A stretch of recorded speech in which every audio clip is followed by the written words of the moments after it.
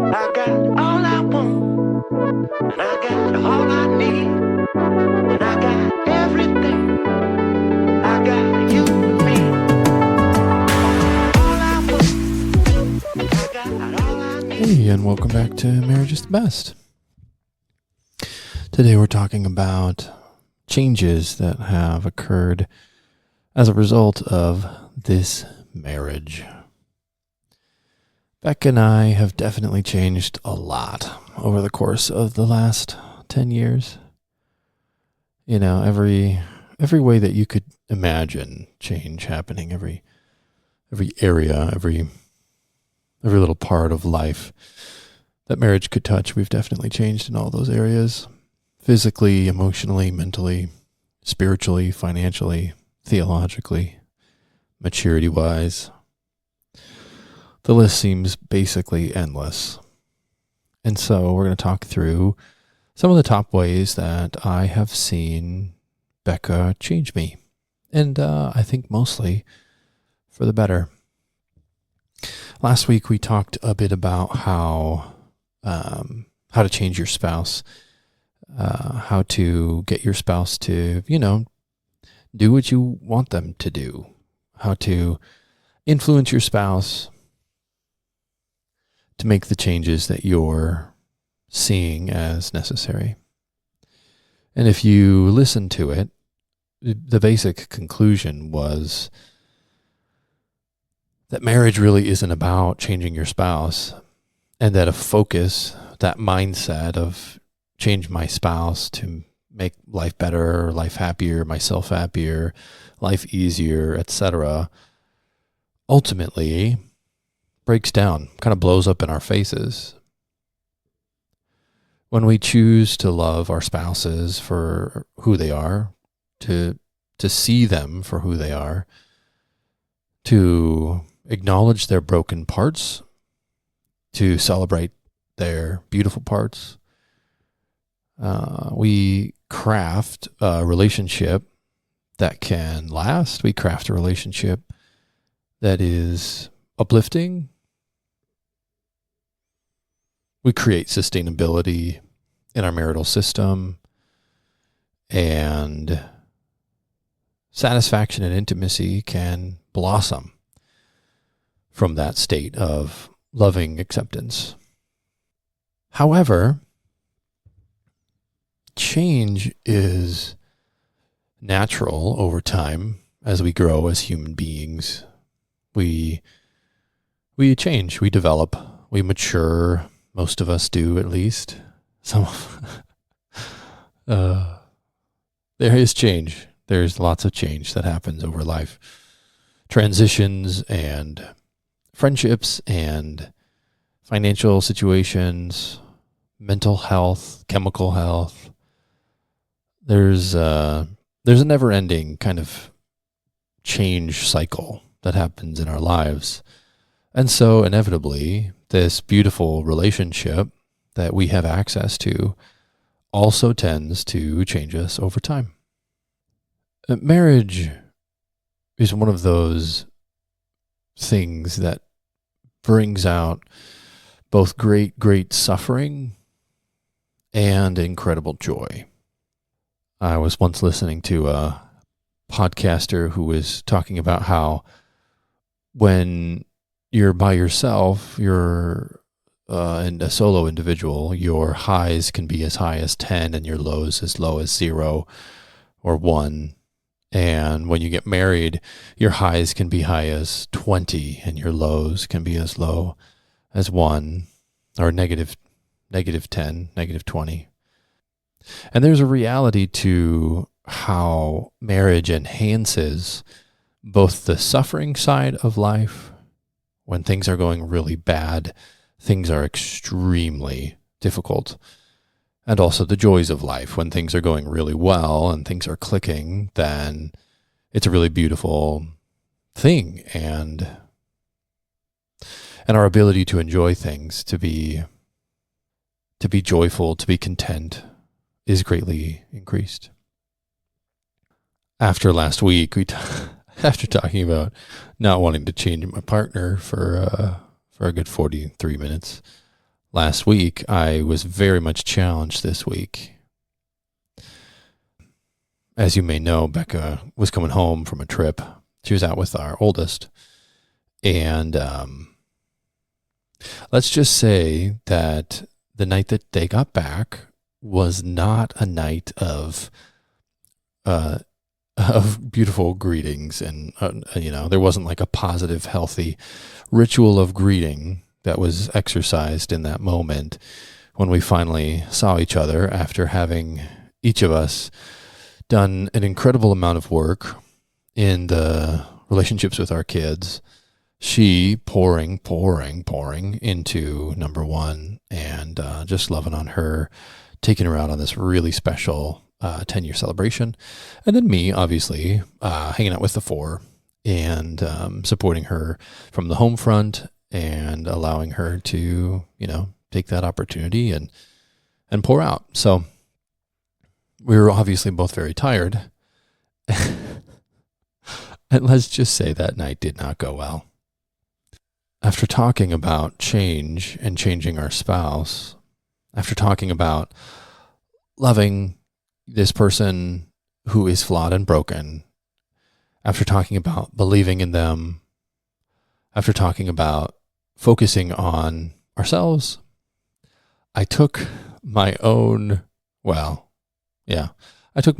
advice into consideration.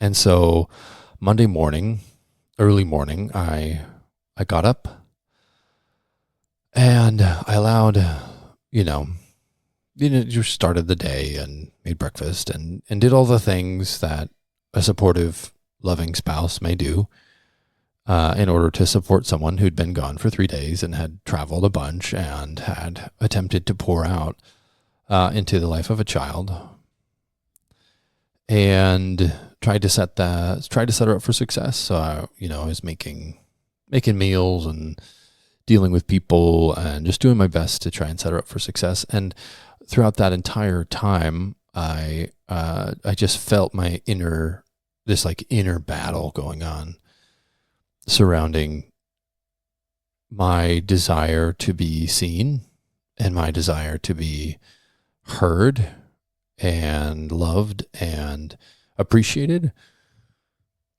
And in the past, there had been moments where I would take that desire and I'd just really feed it, right? I'd use my mindset to feed the desire to be seen and heard and appreciated and noticed.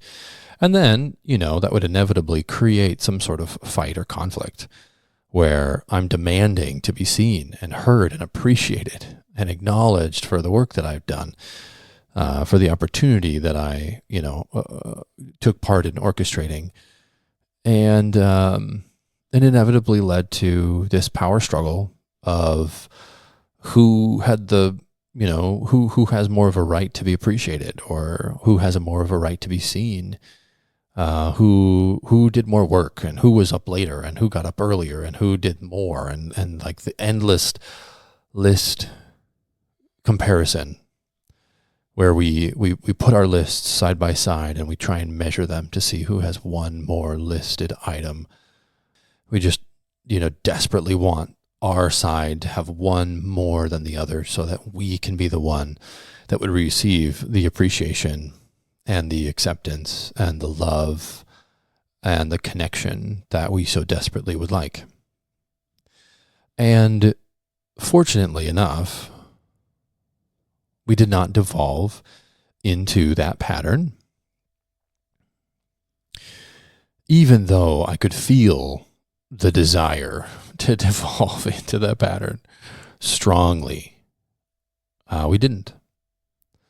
I did all that I could in that morning to bless, even though my heart was struggling to be in the right spot. But I did attempt to change my mindset around my spouse, right? Knowing that I couldn't change her, what she had said, what she had done, the hurtful thing, that had happened the night before. There was nothing that I could do about that. And so I just did the me part. I tried to do it really well. This is beginning to sound like a bragging session. I think the reality is that I see these patterns and I talk about these patterns and then I try and live out the patterns. And so when I say, how to change your spouse, well, you can't. You got to look at yourself. I don't take that as a message for you. I don't take that as a message for other people. I take that as a message from me, for me, from these people who have written these articles and the authors of these books, from Stosny and Hunt, from Gottman and Hendricks and all of these individuals. I take the challenges and the difficulties in actually doing the things that are hard into consideration in my own life. Like if I'm not willing to shift my mindset around changing my partner and loving and believing in them and supporting them, and then focusing on myself and what I need to change, then why should I represent any of those ideas to anyone else? I can't, right? I can't represent any of those ideas. And so I was really grateful that I had the chance to talk through that on the podcast, because I immediately had to put it into practice. And so I get home Monday night. I work Monday night, a quick 1 to 9. And so I'm on my way back home. I get home and I'm greeted incredibly warmly. I'm greeted with a joy that I don't always get greeted with. I was greeted with gratitude. And I get in the door with this joy and this gratitude, and I am feeling seen, and I'm feeling connected, and I'm feeling believed in, and I'm feeling loved. And I sit down and I hear a little bit about the trip, and I hear a little bit about what was going on in the day. And all of a sudden, all of those feelings surrounding me wanting to be seen and heard and appreciated and believed in and connected with and pursued and loved, I feel all of those like thoughts and desires, and what I wanted to create, which was this rejection of what happened and the hurt that it was caused, and distance, and you need to make this right. All of those, all of those internal processes that made me want to, claim my right to these things in our marriage.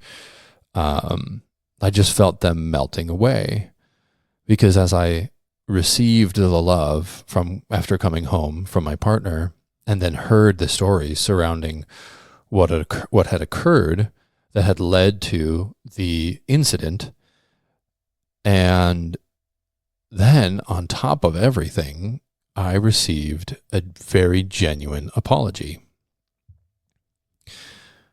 And I realized, holy crap, I could have torched this moment. I could have destroyed this moment with a word. I could have used all of the frustration, all of the anger, even a small portion allowed to leak out into the dynamic between my spouse and I could have destroyed this moment that was so beautiful and connecting. And it would have been up to me.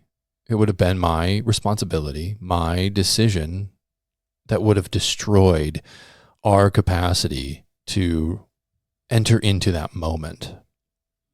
A word of criticism, a passive-aggressive text, a lack of support or understanding from my part, trying to win the right, trying to compare the list, trying to get what I felt like I wanted or needed. And I could have just absolutely destroyed that moment that came as a result of us coming back together on Monday night. And so I guess I say all of that to say, practicing this stuff is so hard. It's ridiculous.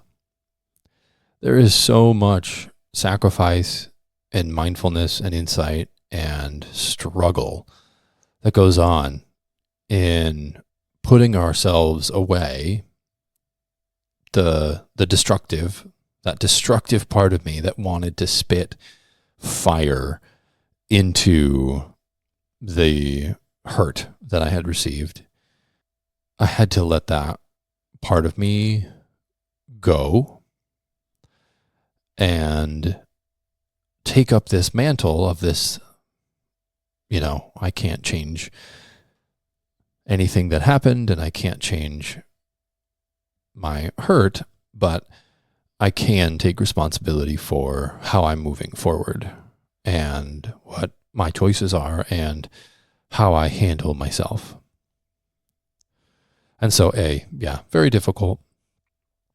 B, I think that if you were to go after the idea of updating your mindfulness and your mindset around your spouse, if you were to work on loving them and believing them and seeing them and accepting all of their parts, the flawed to the blessed, then I could see you also getting to see the fruit. Now, it doesn't necessarily mean that the fruit's going to come within 24 hours.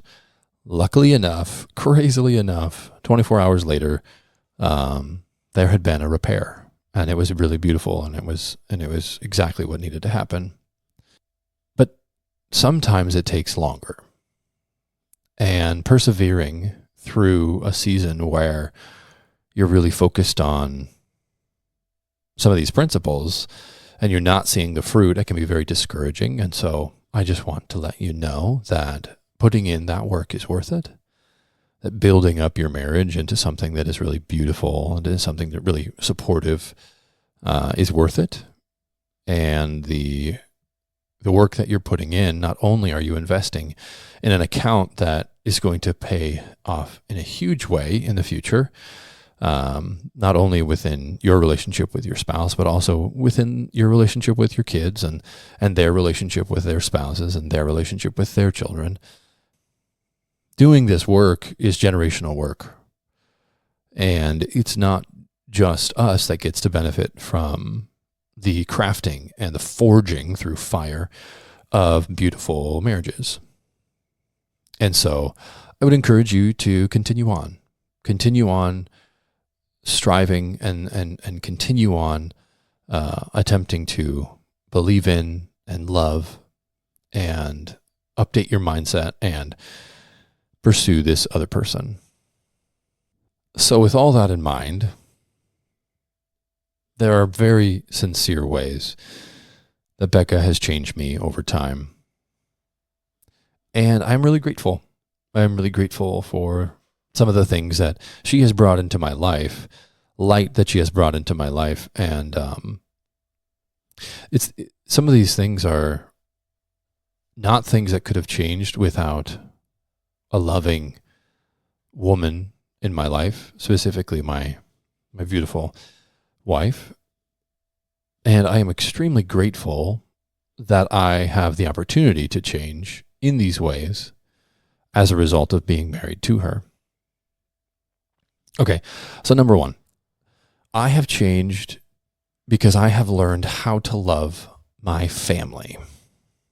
My family growing up basically represented pain to me.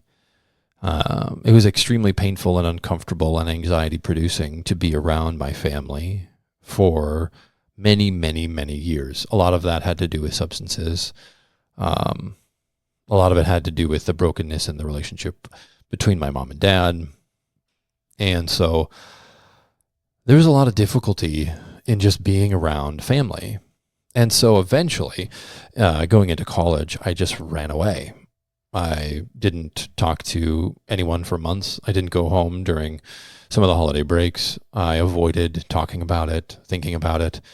Didn't really ever want to engage on that level. I didn't feel like I could. I didn't feel like I was able. I didn't feel like I was strong enough. I didn't feel like I needed to, and I didn't feel like I wanted to. There was something in me, something kind of bitter. Something kind of vengeful. Not that I was, seeking vengeance against my family, But it did come out as like an angry vengeance, especially when playing, Super Smash Brothers or something in the college dorms. Becca, on the other hand, had the exact opposite family story. She adored, regardless of the pain that that had occurred in her life growing up, she absolutely adored every single person in her family. They don't even know, nor could they even understand how much she loves them, how much she adores them, and what family means to her. So we came to marriage with very, very different perspectives on what family meant. The word, the people, like how we were to kind of move through relationships. So when I met her, it was kind of baffling and a little bit confusing to see her move through her relationships with her family members because it was something very foreign to me. But what I did see was that she loved them really well and she loved them really passionately. And it wasn't because they were perfect. In fact, lots of brokenness. But it was all the more kind of beautiful and remarkable to watch someone love their family so purely. And that had a deep and profound impact on me. Now, I don't think I'm capable of loving anyone in the way that she showed me how to love her family. I love her very dearly, but it's in my own way. It's not in the Becca way. But seeing her live that out so purely and so beautifully really challenged me to look at the way that I thought about, that I talked about, that I engaged with my family. I was never mean or cruel, but I also don't think I was very loving. I don't think I was very thoughtful. I don't think I was very intentional. And so slowly but surely, I have grown slowly but surely in loving my family a little bit better. And that is definitely because of my wife. All right. Secondly, she has shown me how to have fun. I think I've said this before on the pod, but basically growing up, I had a stick up my butt very, very far. And it did not allow me to relax and enjoy certain things about life, or really think that enjoying life was a priority or should be a priority. I remember thinking and feeling, not expressly this, but the gist was that enjoying your life was somehow wrong, like immoral wrong. And that being a stoic but person, jerk, not a jerk, but like being someone who'd had no fun was like somehow superior. Some of that had to do with like me trying to protect myself, but also a lot of it I think had to do with feeling uncomfortable in my own skin, not feeling acceptable, not, all sorts of other things. But Becca, man, she knew how to have fun. And it came so easy to her. She would poke fun. She was sarcastic and funny. She was beautifully gifted in the area of building relationships. And she could enjoy herself. She could enjoy other people. She could enjoy pretty much anything except for food. She's terrible at enjoying food. But other than those things, she's really good at having fun. And I talked about this a little bit in one of our dating episodes, but she taught me how to have fun. And I'm very grateful that I can have more fun, more peace, more contentment, more enjoyment in my life as a result of learning that lesson from my spouse. Thirdly, I think she responded, I think that she helped me to learn the importance of holding your tongue. So this actually comes from early on in our relationship, because early on in our relationship, we would get into these arguments, or, they weren't really arguments as much as they were points in time where we were feeling really disconnected. And during those points in time, my mind would often go to harsh, angry, words. It was like a defense mechanism. It would immediately start upon feeling hurt, that I would have these like angry thoughts. And if you've listened to year 1 or year 2, you'll get to hear a little bit about how anger was something that I struggled with in some of those early years.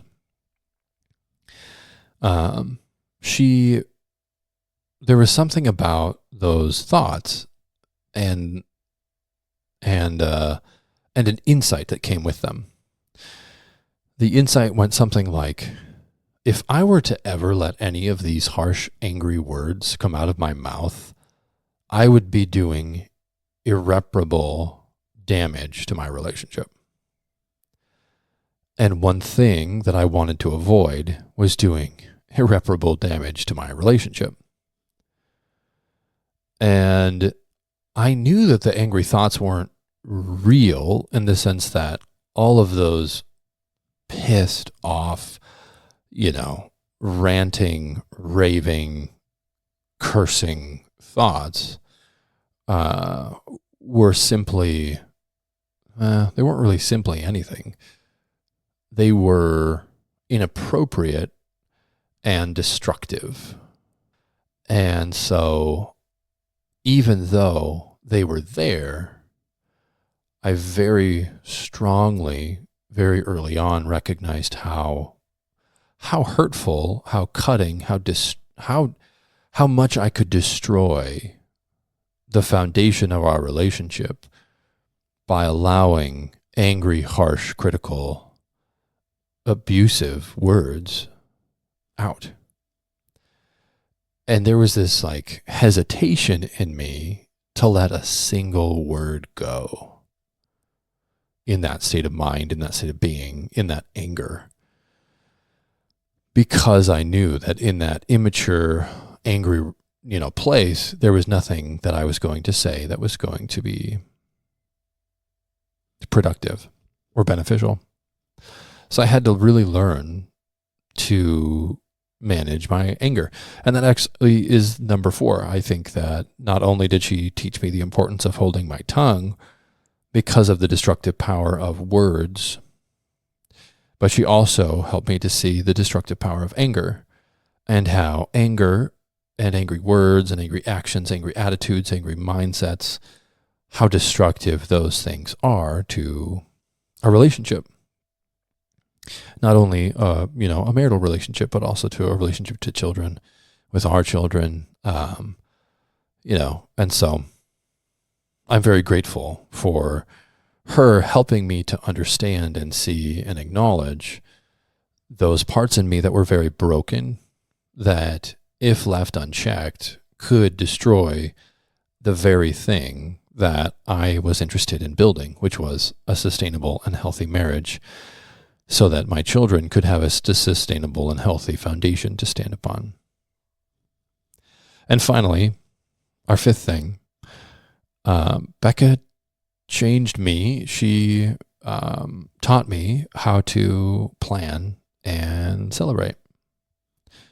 Becca is really good at planning for events, organizing, connecting with people, executing on things. She's incredibly gifted at it. She always was. And actually, one of the things that I noticed the very first year we were RAs together was that she was so good at getting people together that it was an incredibly attractive quality of hers. Her ability to connect with people and her ability to plan events and coordinate things.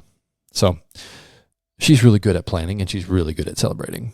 She celebrates birthdays well. She celebrates anniversaries well. She celebrates Christmas and things. Like she's so good at thinking through what would be special and beneficial and a blessing to other people. Our children, mostly me and our children, benefit from those gifts that she has.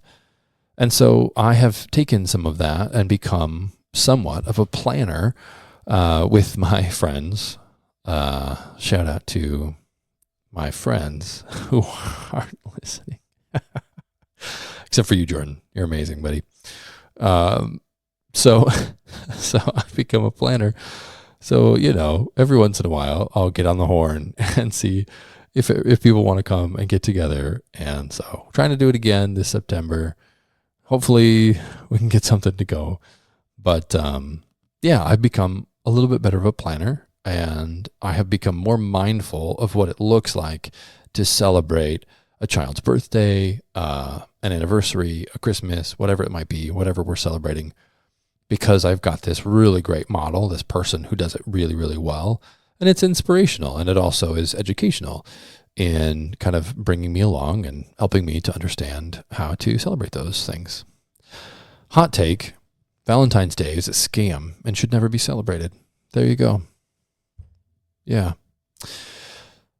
So, all that to say, marriage is very difficult. We cannot change our partners, but they sure as heck will change us for the better if we let them. And I'm very grateful for the ways that my wife has changed me. Thank you so much for listening to today's episode. If you wouldn't mind giving us a 5-star review on the podcast Dealy Bob that you're using in order to listen to it, that would be very much appreciated. If you want to go look them up on all of the things, you could leave reviews on all of them. Yeah, I mean, if you want to leave a review, that would be cool. I think we've got one on Apple, but it would be great to have a bunch more. If you don't listen to it on Apple, you could log into the Apple Podcast deal and leave a review. That would be helpful. Yeah, that's all. This is the end.